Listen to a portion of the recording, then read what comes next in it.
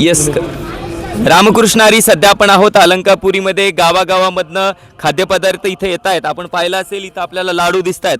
खास करून प्रेमानं लाडू बनवून आणलेले आहेत. कोणत्या गावावरून आले बाबा? वसा. आडगाव वसा. वसावरून आले. किती आणले? 3 क्विंटलच्या पुढे येतं. 3 क्विंटलच्या पुढं.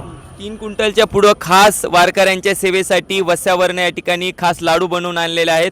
असेच खाद्यपदार्थ प्रत्येक गावावरून येत आहेत. हे प्रेम आहेत. लोक जे वारकरी संप्रदायावरती जे प्रेम करतायत तर हे प्रेम त्यांच्या खाद्यपदार्थामधनं या ठिकाणी दिसून येते. गावागावामधनं एका दिवशी 10-10, 12-12 गाव या ठिकाणी इथं खाद्यपदार्थ घेऊन येतात. बाबा काय सगळं हे प्रेम कसं काय असते?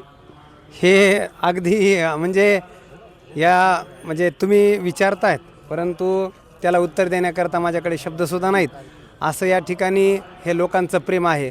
खरं तर आता हे आलेले आहेत 150 किलोमीटर अंतरावरून. बरोबर. जवळपास 100 तर येईलच तुम्हाला. 100 तर येईलच. 100 किलोमीटरवरून आले.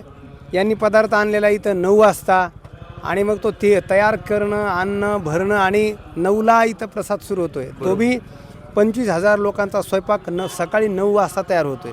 कधी आपण पाहतो की घरी भाकरी भाजत नाही 9-10 वाजता, पण एवढ्या लोकांचा स्वयंपाक तयार होतोय आणि त्याच्यामध्ये यांनी अन्नपदार्थाची सुद्धा भर टाकलेली आहे.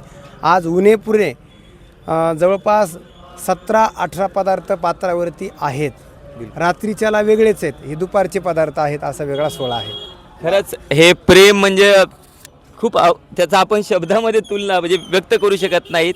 असंच आपल्यापर्यंत हा व्हिडिओ पोहोचला असेल तर तुम्ही सुद्धा या सोहळ्यामध्ये सहभागी व्हा एवढीच विनंती करतो आणि थांबतो.